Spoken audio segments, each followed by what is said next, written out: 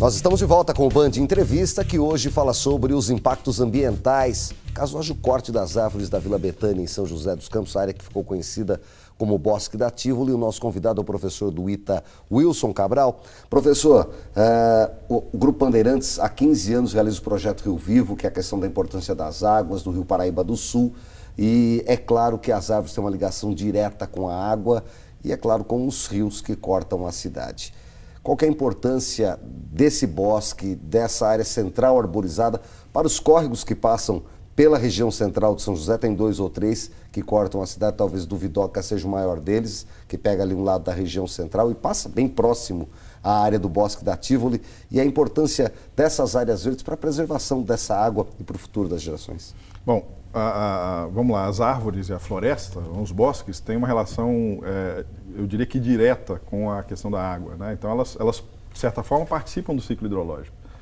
Só para ter uma ideia, aquele maciço arbóreo de 430 árvores, ele seria capaz de fazer infiltração de 330 mil litros de água por ano, né? Então isso contribui, essa água infiltrada, ela vai chegar ao curso d'água, primeiro ela vai chegar num tempo bem posterior à principal enchente. Então ela vai alimentar o curso d'água justamente na época mais seca. Então ela contribui para um balanço natural desse fornecimento de água, tá? Então um serviço ambiental inestimável nesse processo. A julgar que nós teremos aí um futuro, né, conforme as projeções, de aumento de temperatura e aumento de frequência de eventos extremos, por exemplo, secas mais prolongadas e mais críticas, ou eventualmente enchentes, períodos de enchente com picos extremos muito mais elevados, precipitação, chuva, né? Então essa condição esse é um fator primordial para a gente pensar na resiliência da cidade nesse cenário. Falando em seca prolongada, o clima está mudando e o Sudeste passou por um período extremamente crítico de falta de água, risco de desabastecimento, racionamento de água. O cenário que o senhor estuda, por exemplo, é possível falar que esse perigo está afastado ou nós temos um perigo ainda de enfrentar crises hídricas nos próximos meses, nos próximos anos? Nós temos, a questão é que essas mudanças climáticas trazem um grau de incerteza muito grande. Então, se você está me perguntando, é possível? Eu digo, é possível. É provável? Não sei, né?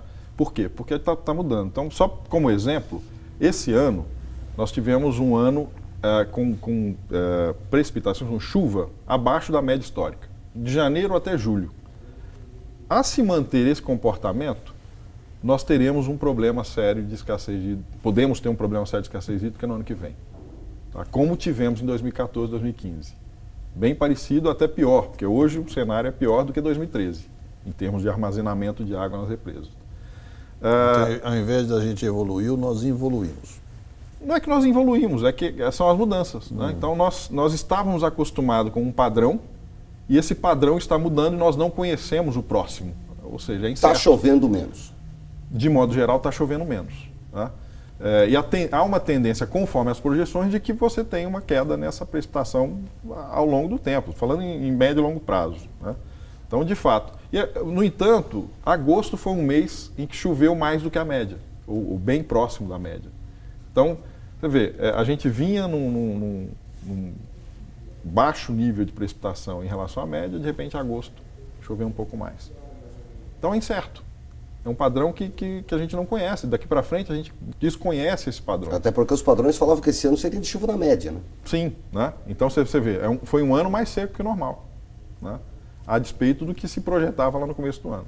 Se nós tivermos, por exemplo, um verão seco, como tivemos um verão seco de 2013 para 2014, a crise está aí batendo nas nossas portas de novo. A gente vai ter problema na metade do ano que vem, né? Da seca. Possivelmente. Ou seja, tem que desde já apertar o cinto e fechar a torneira.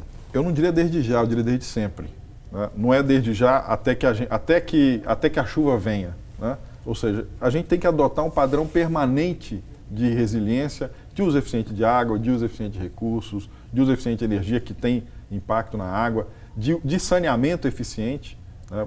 Boa parte do custo do saneamento é energia elétrica, que no Brasil está associada à água. Então tem todo um reflexo, né? Uma condição intrincada de coisas que a gente precisa resolver. mais um motivo para cuidar bem do que existe, né? Exatamente. O caso da Vila Betânia, por exemplo, está na justiça.